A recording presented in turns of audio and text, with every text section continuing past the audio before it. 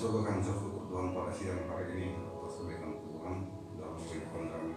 Pada siang hari Tuhan berjanji kami untuk melayani dalam rangka kami ibadah hari Minggu Tuhan.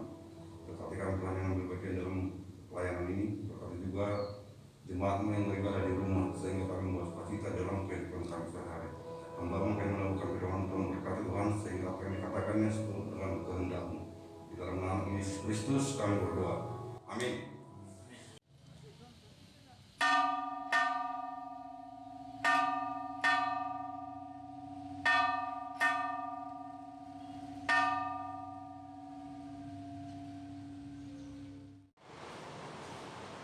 Selamat pagi Bapak Ibu, Saudara-saudara, dan anak-anak yang terkasih dalam Tuhan kita Yesus Kristus. Selamat beribadah secara daring. Kiranya kesetiaan beribadah kita merupakan ungkapan syukur nyata melalui kehidupan persekutuan yang membawa berkat bagi kita dan sesama. Ibadah hari Minggu ke-11 sesudah Pentakosta ini dilayani oleh Bapak Pendeta Romi Matius MTH sebagai pelayan firman beserta segenap pelayan yang bertugas. Melalui ibadah ini kita diajak untuk menghayati tema Gereja Pejuang Kebenaran. Umat mari berdiri untuk menyambut firman Tuhan yang hadir di tengah-tengah persekutuan kita.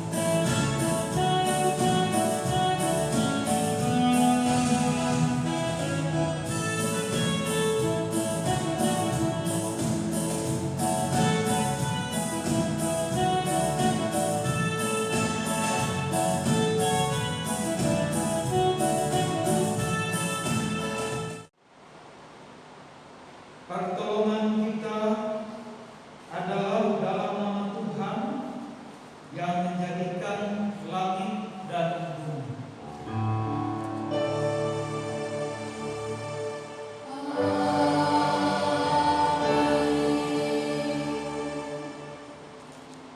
Jemaat dengar lanas pembimbing dari Kisah Para Rasul pasal 28 ayat 28.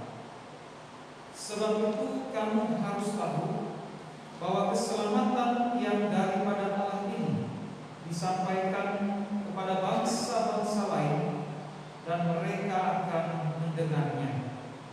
Kasih karunia, rahmat dan damai sejahtera dari Allah Bapa dan Kristus Yesus Tuhan kita menyertai engkau. Kasih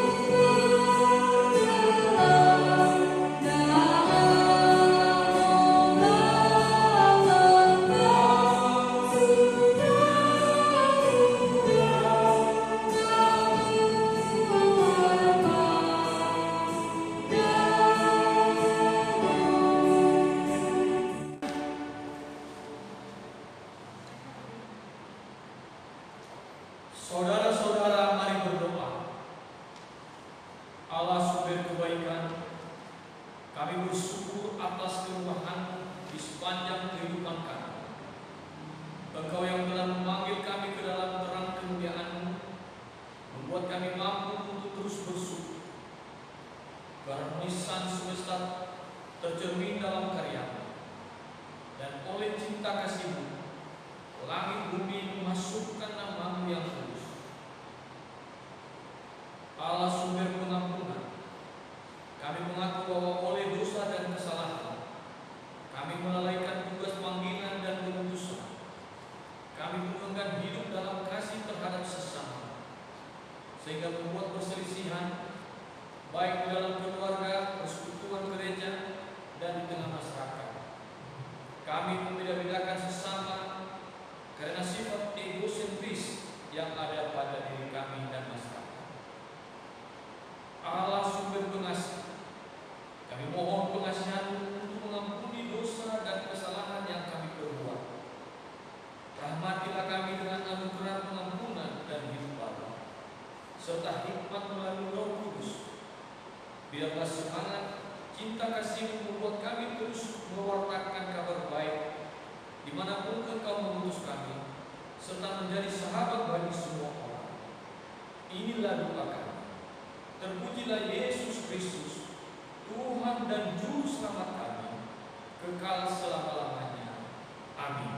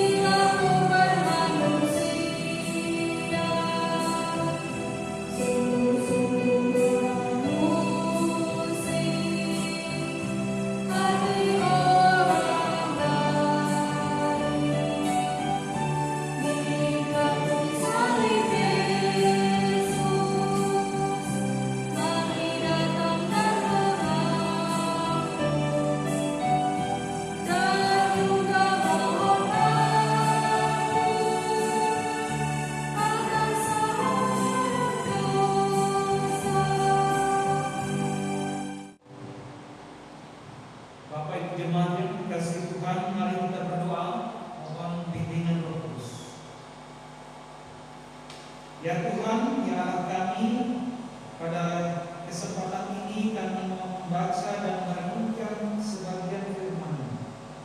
Kami menyadari akan keterbatasan kami, karena itu kami adalah Roh yang kudus, sehingga kami dimampukan dalam memahami firman-Mu. Kiranya firman Tuhan yang kami baca dan kami renungkan dapat menjadi petunjuk bagi kami dan memberikan kekuatan dalam menghadapi pergumulan hidup kami setiap saat. Terima kasih Tuhan, kami siap mendengarkan firman. Dalam nama Tuhan Yesus kami berdoa. Amin. Amin.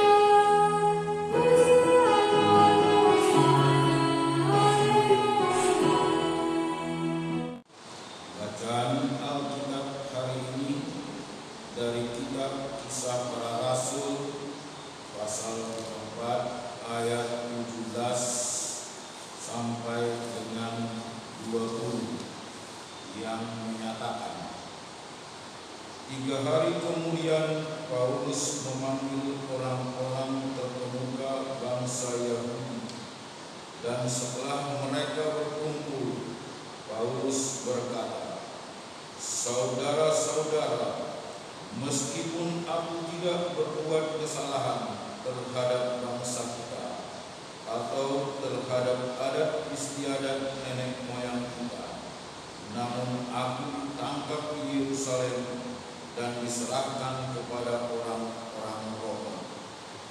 Setelah aku diperiksa, mereka bermaksud melepaskan aku karena tidak terdapat suatu kesalahan pun padaku yang setimpal dengan hukuman mati. Akan tetapi orang-orang Yahudi menentangnya, dan karena itu terpaksa aku naik banding kepada Kaisar, tetapi bukan dengan maksud untuk mengadukan bangsaku. Itulah sebabnya aku meminta supaya aku melihat kamu dan berbicara dengan kamu, sebab justru karena pengharapan Israel aku diikat dengan belenggu ini."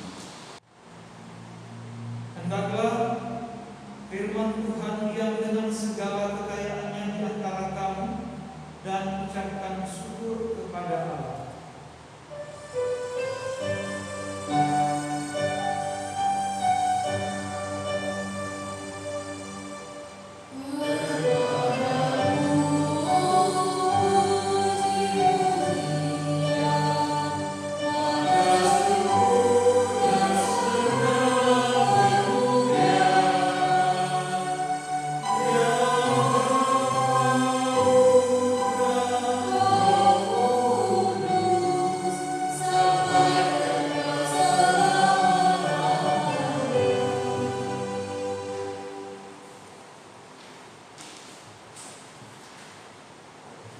Bapak Ibu jemaat yang dikasihi Tuhan, kitab Kisah Para Rasul ini ditempatkan sesudah kitab Injil, dan dalam kitab ini kita bisa membaca perkembangan agama Kristen yang muncul pertama kali di kota Yerusalem sesudah Yesus terangkat ke surga. Maka para murid melanjutkan misi Yesus itu. Karena itu mereka disebutkan sebagai saksi Kristus dalam Kisah Para Rasul pasal yang pertama ayat yang 8. Dan sebagai saksi Kristus, mereka tidak boleh hanya berdiam diri di tempat, tetapi mereka harus pergi dan memberitakan Injil kemanapun Tuhan mengutus mereka. Jadi dalam kitab Kisah Para Rasul ini, para murid Yesus itu disebutkan sebagai saksi Kristus. Dan karena itu mereka menjadi saksi Kristus itu bukan hanya di negeri mereka saja, yaitu di Yerusalem, Yudea, tetapi juga di Samaria, bahkan sampai ke ujung bumi. Dan yang dimaksudkan ujung bumi pada masa itu adalah kota Roma yang ada di benua Eropa. Artinya Bapak Ibu Saudara-saudara, Injil yang diberitakan oleh para murid Yesus itu harus diberitakan dari Yerusalem sampai ke kota Roma yang merupakan ibu kota kerajaan Romawi dan pusat dunia pada masa itu. Dan jika kita melihat atau kita membaca dalam kitab ini, maka akan terlihat bagaimana Injil itu tersebar, bagaimana Injil itu diberitakan oleh para murid Yesus, khususnya oleh dua tokoh utama yang sangat berpengaruh dalam kehidupan gereja pada zaman itu. Dua tokoh utama itu adalah Rasul Petrus dan Rasul Paulus. Rasul Paulus dalam kitab ini digambarkan sebagai orang yang berperan penting dalam memberitakan Injil kepada bangsa-bangsa bukan Yahudi. Sesudah ia bertobat, Tuhan Yesus kemudian menyuruh Rasul Paulus untuk pergi ke berbagai tempat dan ditugaskan untuk memberitakan Injil Kerajaan Allah. Karena itu dalam atau di akhir dari kitab Kisah Rasul ini, sebagaimana yang kita baca tadi, Kisah Rasul pasal 28, disebutkan bahwa Paulus telah tiba di kota Roma yang adalah ujung bumi itu. Dia tiba di kota Roma sebagai seorang tawanan, tetapi juga Paulus memakai kesempatan yang ada untuk memberitakan Injil, bukan hanya kepada bangsa-bangsa lain, tetapi juga kepada bangsanya sendiri, yaitu orang-orang Yahudi yang ada di kota Roma. Dan dalam pembacaan ini, Bapak Ibu Saudara-saudara, Paulus berusaha untuk meyakinkan orang-orang Yahudi agar mereka juga mau menerima keselamatan, agar mereka juga mau percaya kepada Tuhan Yesus. Karena itu, kalau kita baca ayat selanjutnya, diceritakan bagaimana Paulus kemudian memberitakan Injil kepada orang-orang Yahudi di kota Roma. Dan memang saudara-saudara, kita lihat di sini responsnya berbeda-beda ya. Ada yang ketika mendengarkan firman Tuhan mereka mau menerima, tetapi ada juga yang menolak firman Tuhan. Ada yang menolak berita yang disampaikan oleh Paulus. Kita bisa lihat dalam ayat yang ke-24. Ada yang dapat diyakinkan oleh perkataannya, ada yang tetap tidak percaya. Jadi ini persoalan, karena dikatakan sekalipun Rasul Paulus berusaha untuk meyakinkan orang-orang Yahudi, tetapi tidak semua mereka menerima apa yang diberitakannya. Jadi sebagian besar dari orang-orang Yahudi itu menolak berita yang disampaikan oleh Rasul Paulus. Sebab orang-orang Yahudi adalah bangsa yang keras kepala. Mereka adalah bangsa yang tegar tengkuk. Sehingga saudara-saudara Bapak Ibu, ketika orang-orang Yahudi, umat Allah sendiri menolak berita Injil itu, maka dikatakan dalam pembacaan ini bahwa Injil itu akan diberitakan juga kepada bangsa-bangsa lain, dan bangsa-bangsa lain itu akan mendengar dan menerimanya. Lihat ayat yang ke-28. Sebab itu kamu harus tahu bahwa keselamatan yang daripada Allah ini disampaikan kepada bangsa-bangsa lain dan mereka akan mendengarnya. Jadi berbeda dari bangsa Yahudi, orang-orang Yahudi yang tidak semua mau mendengarkan bangsa-bangsa lain ketika mereka disampaikan berita Injil, mereka akan mendengarkan. Ya.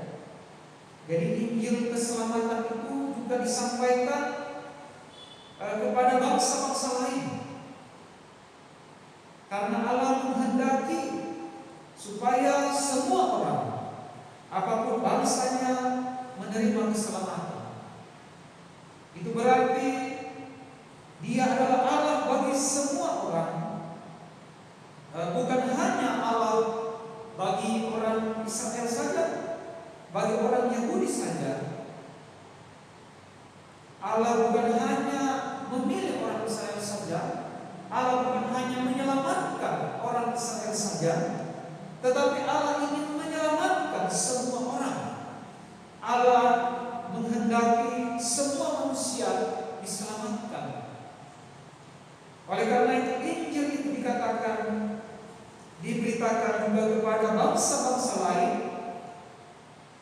dan itu adalah tugas dari semua orang yang percaya kepada Tuhan.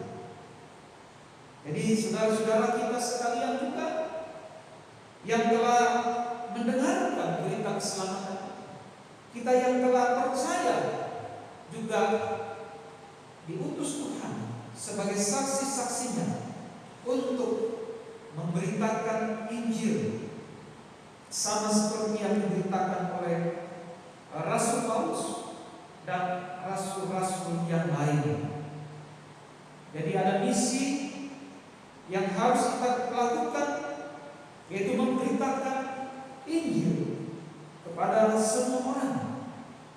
Bahkan ketika Tuhan mengutus kita untuk memberitakan Injil itu ke tempat-tempat yang jauh, seperti para rasul, seperti Rasul Paulus yang pergi ke tempat-tempat yang jauh untuk memberitakan Injil keselamatan itu. Oleh karena itu, ketika kita mendengarkan panggilan Tuhan, ketika kita mendengarkan bahwa Tuhan telah mengutus, bahwa Tuhan telah memanggil, bahwa Tuhan telah memilih kita untuk pergi dan memberitakan Injil, maka seharusnya kita jangan menolak, tetapi seharusnya kita taat untuk pergi dan memberitakan kabar keselamatan itu. Sekalipun kita tahu bahwa tidak mudah, karena ketika kita memberitakan kebenaran itu, kita akan menghadapi tantangan, kita akan menghadapi penderitaan yang berat, sebagaimana juga yang dialami oleh Rasul Paulus dalam pembacaan kita saat ini. Bagaimana digambarkan di sini, Rasul Paulus itu dibenci, bagaimana dia ditangkap oleh saudara-saudaranya sendiri, orang-orang Yahudi, dan diserahkan kepada orang-orang Romawi untuk dihukum. Seperti Tuhan Yesus juga yang diserahkan oleh orang-orang Yahudi kepada orang-orang Romawi untuk dihukum. Inilah yang juga terjadi terhadap para murid Yesus, para pengikut Yesus, orang Kristen mula-mula yang dibenci, yang dianiaya pada zaman itu. Tetapi walaupun menghadapi banyak tantangan, tetapi kita harus ingat bahwa Tuhan senantiasa menyertai kita. Sebelum terangkat ke surga, bukankah Tuhan Yesus pernah mengatakan bahwa Dia akan senantiasa menyertai kita sampai akhir zaman. Roh Kudus, karena itu Roh Kudus itu diberikan, Roh Kudus itu dikaruniakan kepada setiap orang, kepada setiap orang yang percaya. Roh Kudus itu akan memberikan kita kuasa, sehingga dikatakan kita mampu menjadi saksinya. Kamu akan menjadi saksiku kalau Roh Kudus turun ke atas kamu. Jadi Roh Kudus ialah yang akan memampukan kita sekalian, memberikan kepada kita keberanian, memberikan kepada kita semangat walaupun harus menghadapi tantangan. Ya, seperti Rasul Paulus, sekalipun dia menjadi seorang tahanan, tetapi kita lihat sini bagaimana Paulus begitu bersemangat untuk terus memberitakan Injil. Sekalipun dia dibenci oleh orang-orang Yahudi, tetapi Paulus tidak pernah membenci bangsanya sendiri. Makanya dia mengatakan dia tidak pernah ingin mengadukan bangsanya sendiri. Aku naik banding kepada Kaisar, tetapi bukan dengan maksud untuk mengadukan bangsa. Sekalipun bangsanya sendiri telah menolak dia, tetapi Rasul Paulus tetap bersikap baik.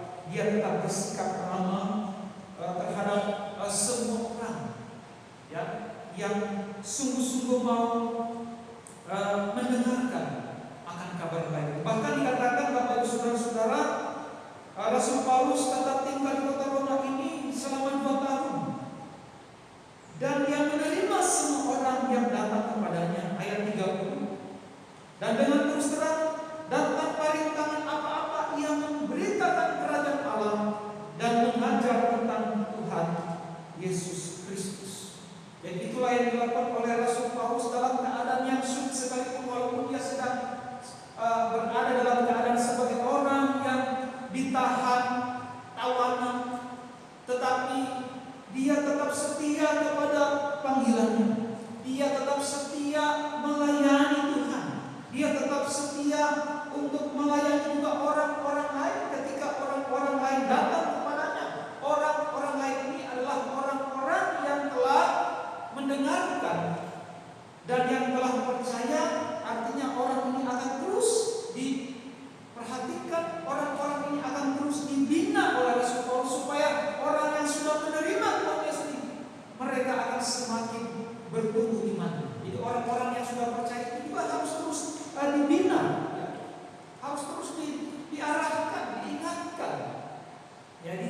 bukan dibinasakan ya Bapak Ibu ya, dibina supaya mereka semakin menyadari akan panggilan mereka sebagai orang-orang yang telah diselamatkan.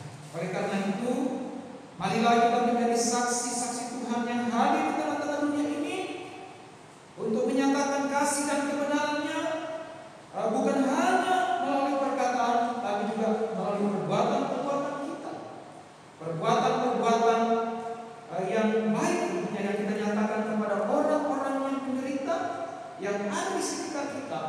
Itulah misi atau panggilan kita sebagai orang percaya. Itulah misi kita sebagai orang Kristen. Ya, agar kita jangan hanya tinggal di dalam zona yang nyaman, tetapi kita harus bergerak, kita harus keluar dari zona nyaman. Karena Tuhan mengatakan kepada kita, kepada para muridnya, pergilah kamu.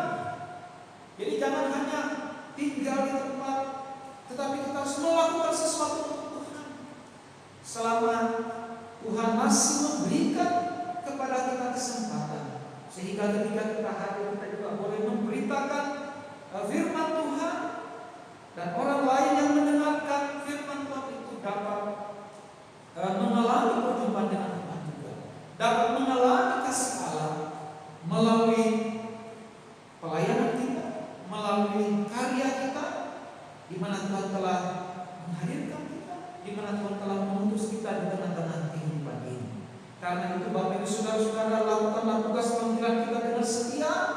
Jadilah umat Tuhan, jadilah umat Tuhan atau gereja Tuhan. Sebagaimana tema kita pada hari ini, yang terus berjuang untuk menyatakan kebenaran. Jadi kebenaran harus kita nyatakan, sekalipun kita harus menghadapi tantangan. Ya, jangan kita surut, jangan kita menyerah untuk menyatakan kebenaran. Tentunya bukan kebenaran kita, bukan kebenaran saya, tetapi kebenaran yang sudah kita terima, kebenaran yang Tuhan sudah nyatakan lewat firman itu. Itulah yang harus kita nyatakan.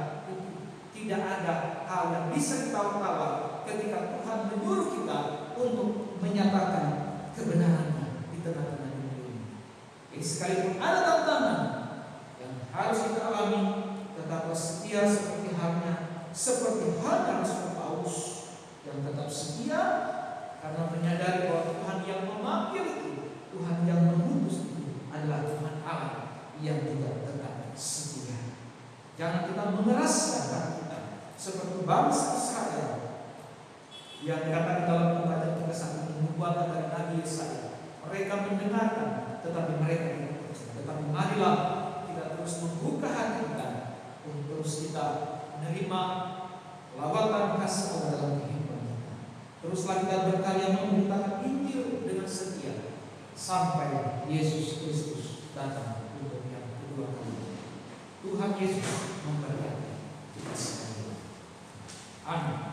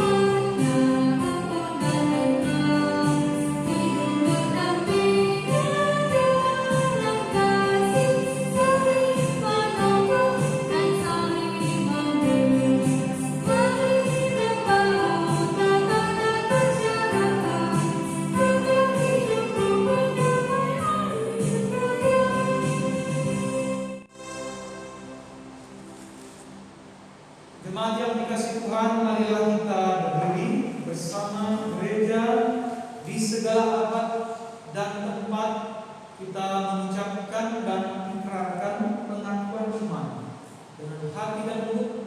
Kita berkata, aku percaya kepada Allah, Bapa yang Maha Kuasa, Khalik langit dan bumi, dan kepada Yesus Kristus, Anaknya yang tunggal Tuhan kita, yang dikandung daripada Roh Kudus, lahir dari anak darah Maria, yang menderita di bawah pemerintahan Pontius Pilatus,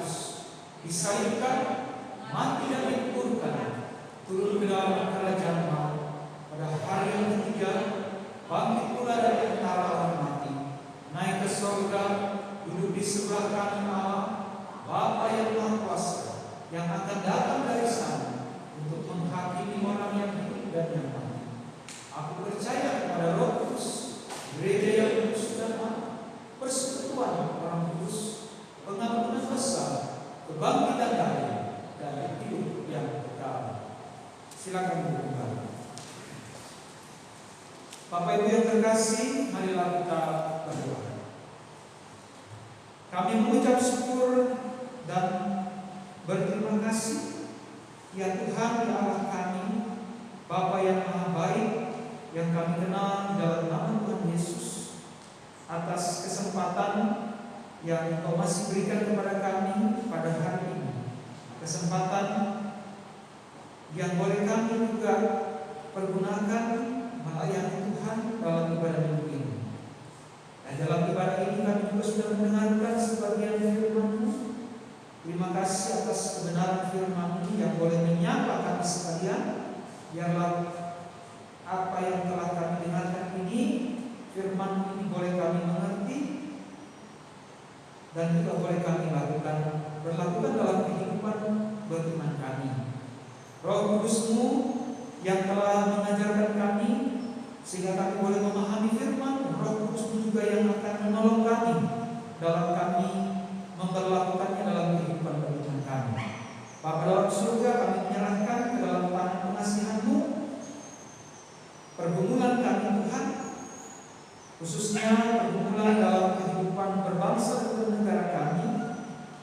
Kami menyerahkan khususnya para pemimpin kami dari tingkat pusat sampai ke tingkat yang di tingkat daerah-daerah. Berkatilah para pemimpin kami, pemerintahan kami Indonesia, khususnya berkati dalam segala upaya pemerintah kami untuk mengatasi wabah atau pandemi COVID-19 yang masih terus menjadi pergumulan bukan hanya bagi pemerintah tetapi juga pergumulan kami sebelumnya, warga Indonesia, bahkan warga dunia ini.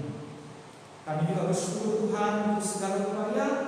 Biarlah apa yang telah dilakukan, diupayakan oleh pemerintah kami ini, kami sebagai masyarakat juga mau sungguh-sungguh mendengarkan dan menaati segala yang telah ditetapkan, peraturan-peraturan yang telah disampaikan oleh pemimpin kami. Kami juga berdoa untuk orang-orang yang terpapar oleh virus corona, yang sedang dalam keadaan sakit. Berkati Tuhan mereka, sembuhkan dan pulihkanlah yang sakit. Berkati para perawat, para dokter, tenaga medis yang terus berjuang di lini terdepan untuk merawat orang-orang yang sakit. Kiranya lewat upaya pengobatan yang mereka lakukan itu, Tuhan yang akan memberkati dan memberikan kesembuhan kepada orang-orang yang sedang dalam keadaan sakit. Terima kasih Bapa di surga. Kami juga mau berdoa menyerahkan gereja kami, jemaat IPIB, jemaat Maranatha Pengantar Siantar yang sampai pada saat ini kami masih melaksanakan ibadah secara daring.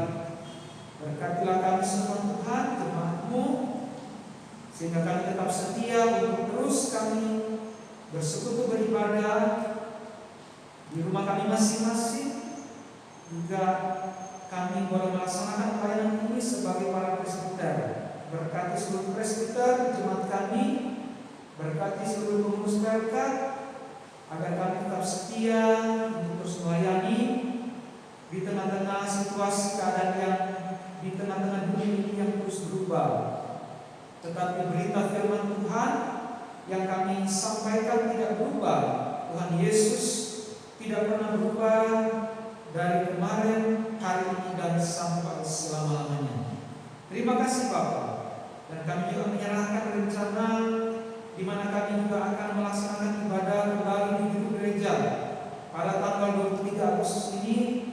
Dan berkatilah Tuhan apa yang boleh kami persiapkan, khususnya menyambut aturan atau protokol kesehatan yang akan kami terapkan bagi warga jemaat yang akan mengikuti ibadah di gedung gereja ini.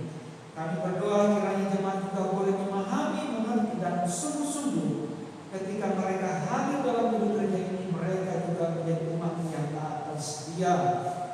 Terima kasih Bapa surga. Kami menyerahkan kepada jemaat kami dalam segala pergumulan mereka. Mereka yang sedang dalam keadaan sakit, Tuhan kiranya menyembuhkan dan memulihkan yang sakit.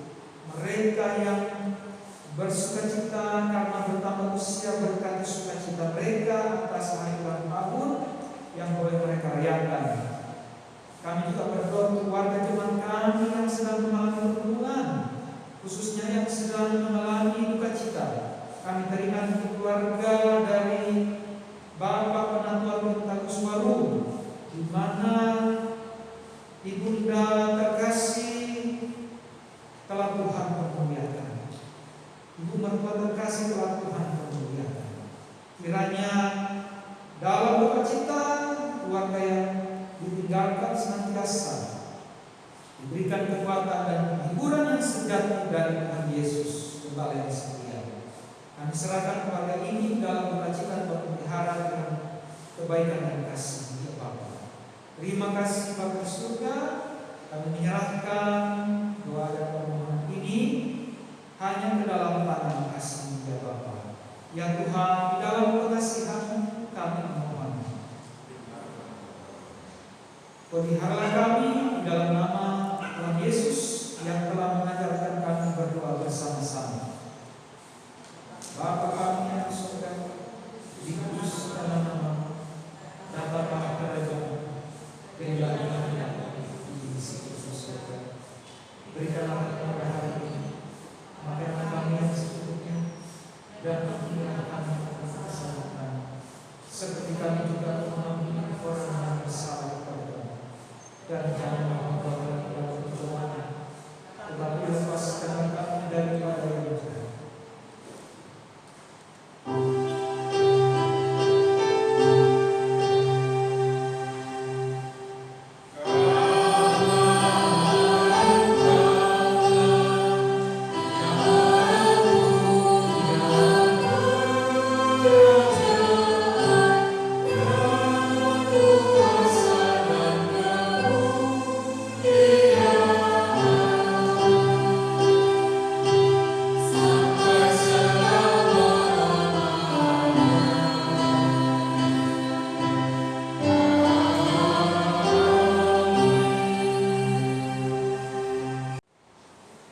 Saudara-saudara, marilah kita bersyukur kepada Tuhan yang Maha Baik dengan memberikan persembahan.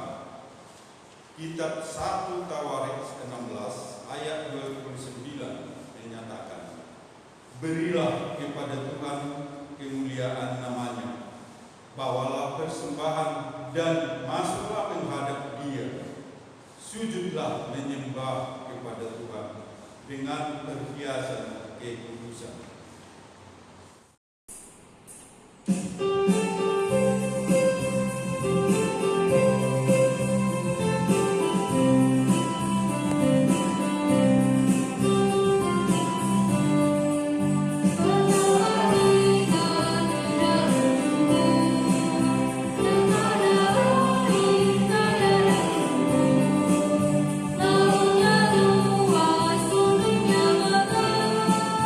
Oh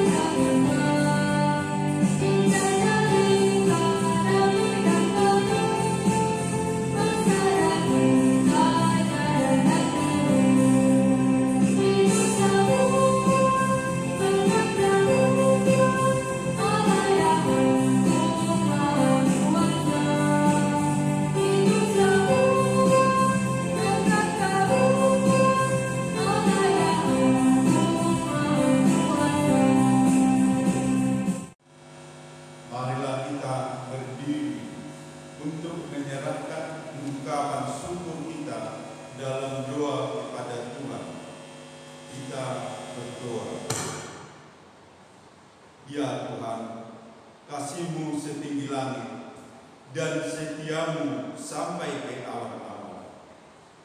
Seluruh hidup kami dipenuhi dengan kasih-Mu dan melimpah dengan berkat-Mu.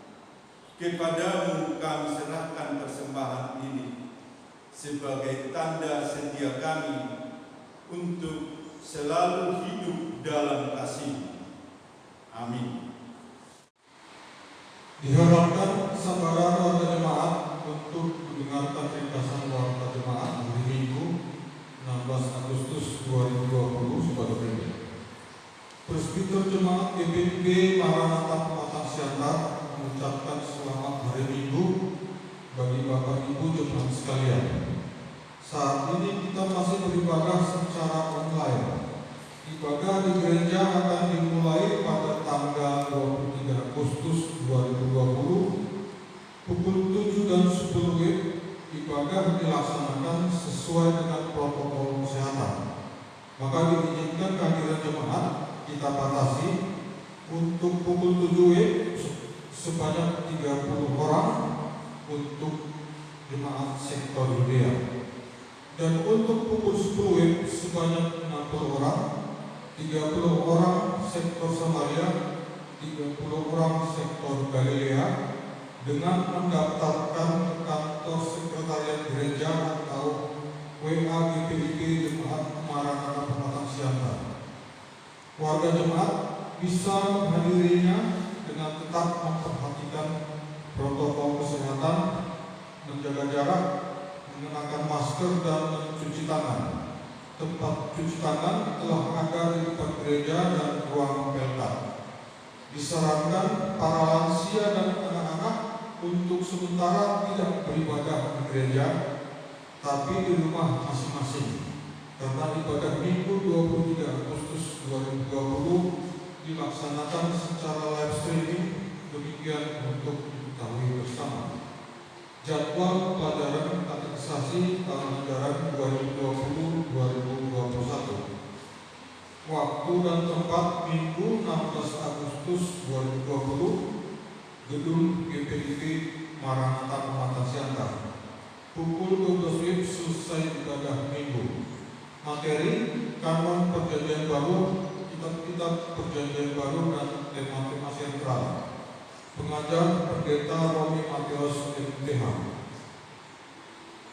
Persiapan presbiter. Sehubungan akan kembali dimulainya ibadah hari Minggu 23 Agustus 2020 pukul 7 dan 10 WIB, maka persiapan presbiter dilaksanakan pada hari Selasa 18 Agustus 2020 pukul 17 WIB.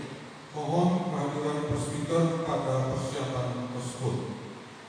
Bagi Bapak Ibu yang ingin memberikan persembahan ibadah Minggu, persekutuan, PTB, syukur HUT, dan lain-lain, dapat memberikan langsung ke kotak persembahan di kantor sekretariat gereja atau ke rekening gereja dengan mencantumkan nama pada saat memberikan atau mengirimkan melalui rekening untuk tertibnya administrasi keuangan.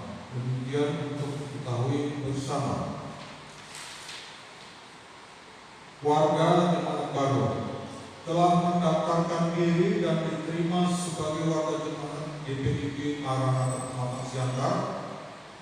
1. Keluarga Bapak Boni Christopher Siwotang, Ibu Esther Tina Mustika, beserta dengan 3 orang anak, saat ini berdomisili di Jalan Gunung Pusupuhit nomor 25, masuk jemaat sektor pelayanan Samaria.